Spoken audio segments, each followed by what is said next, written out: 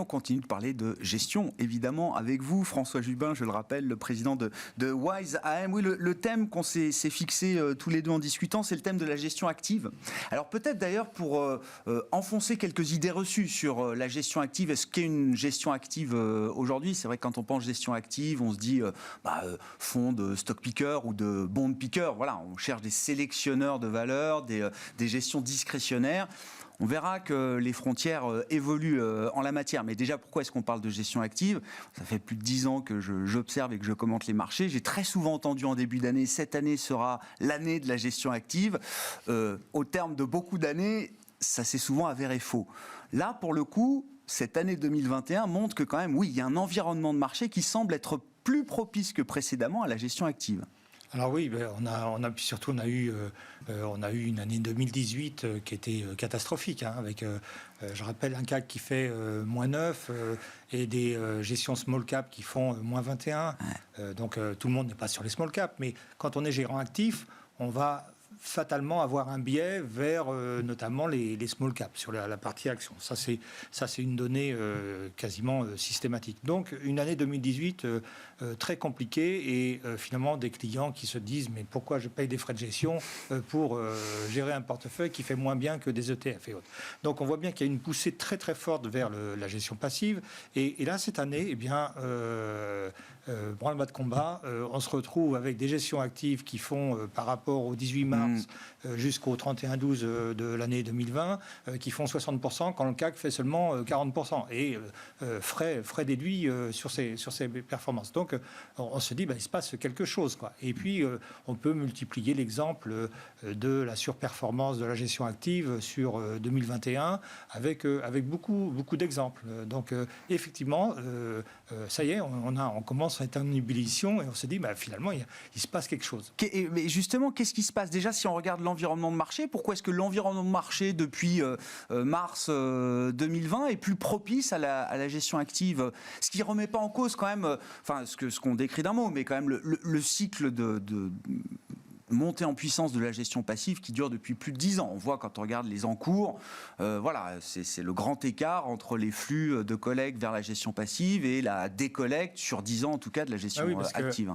Alors, ça ne va pas changer. C'est-à-dire qu'on a ce flux, c'est-dire que cette toile de fond, ces dynamiques-là de fond, elles restent en place. Quelque part, si on n'a pas trop d'idées sur le marché, sur ce qui doit être fait, eh bien finalement, on va essayer de constituer un portefeuille qu'on va tenir et puis le faire à moindre frais. Donc fatalement, on va avoir quelque part un cœur de portefeuille autour de la gestion passive. Mais tout ça, ça ne répond pas à tout parce que regardez, la question du benchmark, par exemple. Oui, très intéressant. Très intéressante, où on prend une partie des actions monde et une partie des obligations d'État, Barclays, machin, je pense que c'était des obligations d'État.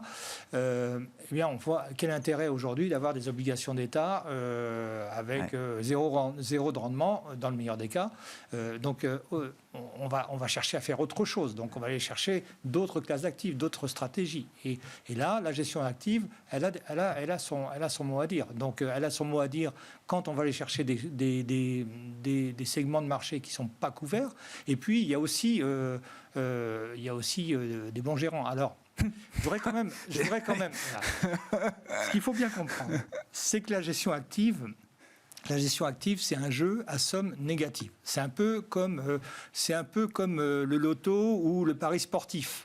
C'est-à-dire que forcément, si on prend la somme de tous les paris qui ont été faits, les paris sportifs qui ont été faits, si on prend la somme de l'argent qui a été déversé sur un pari sportif, il en reste moins à ceux qui ont gagné que tout ce qui a été mis. Donc, entre-temps, il y a eu des commissions. Voilà, donc c'est les fameux frais de gestion qui sont incriminés dans la gestion active. On se dit, ça ne sert à rien d'aller dans la gestion active puisque, en moyenne, je vais payer plus de frais de gestion que sur de la gestion passive. Mais en fait, ce qu'il faut comprendre, c'est que dans la gestion active, il y a des mauvais gérants et il y a des bons gérants. Et les mauvais gérants permettent de financer les bons gérants. Pour faire de bons gérants, il faut qu'il y ait de mauvais gérants.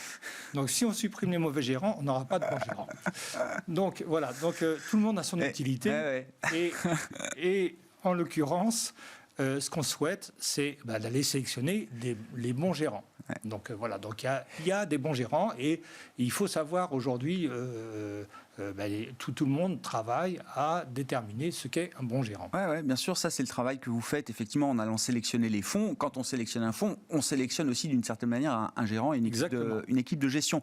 Vous le disiez, c'est vrai que structurellement, quand on est gérant actif, stock picker, on va aller chercher des marchés qui sont un peu moins couverts que les large cap traditionnels. Et donc ça nous amène sur le segment des small et mid cap par exemple, alors qui a été un gros frein à la performance en 2018. C'est vrai qu'il y a eu l'effondrement du marché sur le dernier trimestre, sur le mois de décembre, qui était spectaculaire, qui a pris tout le monde à revers. À l'inverse, vous dites, le retour de la gestion active s'accompagne d'un retour de surperformance de ces valeurs small et mid cap. Ou le contraire. Voilà, donc surperformance des valeurs small et mid cap qui pour des raisons fondamentales également, donc qui est bien capté par les gérants actifs, moins par les gérants passifs.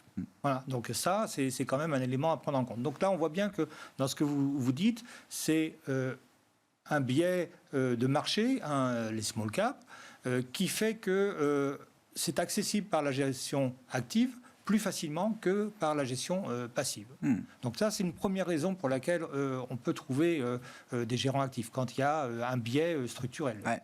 Autre raison, quand on a des process qui ont bien été travaillés et sur lesquels on peut avoir une régularité. Donc il y a quelques gérants qui arrivent dans leur classe d'actifs parce qu'ils ont une vraie connaissance du micro-marché sur lequel ils interviennent, et bien ils arrivent très régulièrement à créer de la surperformance, et ça c'est intéressant. Alors on peut regarder, parce que là on peut prendre un exemple, l'exemple d'un des fonds de la gamme Carmignac par exemple. Que vous nous avez proposé un graphique comparatif. Non, mais c'est un exemple parmi d'autres. Voilà. Et effectivement, donc la régularité dont vous parlez se traduit par une surperformance qui est régulière dans le temps. Alors on parle de quel fonds de chez Carmignac là en l'occurrence? Ça c'est sur le crédit, c'est un fund credit, donc c'est un fonds qui est tout terrain en fait quelque part autour de la thématique du crédit. Et quand on le compare à l'indice des obligations au rendement, bien on voit que on a cette surperformance qui est régulière. Et puis après on a d'autres. Ça c'est vraiment pour un sélectionneur de fonds, trouver un fonds comme ça, c'est vraiment c'est la pépite, quoi. C'est la pépite, parce qu'on se dit, voilà, on le sélectionne et puis on part en vacances. C'est ça. On laisse le gérant faire son travail. Et puis nous, c'est terminé, quoi. Bon, c'est pas aussi simple que ça, parce que derrière, est-ce qu'il faut à un moment donné sortir du high yield? On pourra se poser la question, sachant voilà. Et puis il y a d'autres gérants actifs qui, à un moment donné, ne montrent pas de surperformance par rapport au marché. Voilà, on peut se dire, mais pourquoi je vais payer des frais de gestion, je prends un risque quand même de gérant, voilà. Et on s'aperçoit que dans certaines configurations de marché, eh bien, on est content d'avoir un gérant actif. C'est un peu, je reprends la citation de Warren Buffett, c'est... je crois que c'est quand la mer se retire qu'on voit ceux qui se baignaient sans maillot. Voilà. Bon, donc voilà. Donc là, on a un exemple au premier trimestre 2020 où la mer se retire. Et j'ai pris un autre exemple sur la gestion action du secteur financier, secteur bancaire. Il y a un fonds de chez Axiom. Un fonds de chez Axiom qui est très bien calibré pour comprendre ce qui se passe dans cette classe d'actifs. Mais on voit qu'il ne s'est rien passé dans le fonds pendant quasiment 6 mois, 1 an par rapport au marché. Et puis arrive ce séisme 2020. Et là, on voit qu'il y a des opportunités qui apparaissent dans le marché des valeurs financières. Et une boîte comme Axiom a su en profiter. Donc là, on est dans l'exemple d'une stratégie de gestion active qui ne montre pas de valeur tout de suite, mais qui à un moment donné... Pendant des années, on passe sous le radar, et puis à un moment donné... Avec une dislocation de marché telle qu'on a vécu, là on gagne des années de performance en quelques mois. Exactement. En conclusion de tout ça, qu'est-ce que ça change quand on construit des allocations justement pour des clients, François? Ça change ça change rien pour nous parce qu'on le fait depuis des années. Mais en tout cas, ce qui change, c'est quand même ce bulldozer de la gestion passive qui nous amène des outils aujourd'hui dont on ne disposait pas il y a quelques années. C'est-à-dire qu'aujourd'hui, la gestion passive où on investissait seulement sur le CAC 40 ou le MSCI World, certes, c'est très bien, on peut le faire à zéro frais, donc c'est très ça bien. existe toujours, c'est toujours des encours massifs, mais vous dites c'est un peu le Aujourd'hui, nous, notre rôle, on va pas apporter de valeur ajoutée là-dessus. Nous, on va apporter de la valeur ajoutée en allant chercher, par exemple, des outils de gestion passive sur des thématiques qui peuvent être assez particulières. Donc on voit, il y a des gestions passives sur le low vol, par exemple, pour amener des choses. Il y a même sur le secteur bancaire, ça nous arrive combien même on a un fonds du type Axiom qui est intéressant, eh bien c'est intéressant pour pouvoir jouer des mouvements de volatilité importants qu'on a sur le secteur bancaire, eh bien pouvoir faire des opérations tactiques, se mettre sur le marché, repartir, revenir. L'ETF, c'est quelque chose de facile à manipuler. Et c'est ce qu'on disait, c'est ce que l'idée de cette conclusion, c'est que les frontières sont beaucoup moins nettes qu'auparavant entre les OPCVM traditionnels gérés par des stock pickers ou des bond pickers et les ETF d'aujourd'hui, en tout cas. Oui, parce que prenons le cas des ETF très spécifiques. Il y a des ETF spécifiques qui ont des frais de gestion aujourd'hui qui sont plus élevés que des frais de gestion actifs. Ah, voilà. Mais c'est-à-dire que les deux ont convergé, ou est-ce que c'est la gestion active qui fait le travail d'optimisation de ces frais que Alors, je pense qu'il y a quand même une pression sur les marges en général. Ouais. C'est-à-dire que je pense que les marges, elles ont un peu diminué sur la gestion active, mais la gestion passive avec plus de valeur, plus de valeur, ça se paye assez cher. Ah ouais. Et puis la gestion, le point de la gestion active, c'est transparent. C'est-à-dire qu'on comprend ce sur quoi on investit. On voit le portefeuille, bref. Eh bien, dans la gestion active, qui était souvent très discrétionnaire, eh bien, aujourd'hui, on voit des fonds qui sont de plus en plus transparents sur leur processus.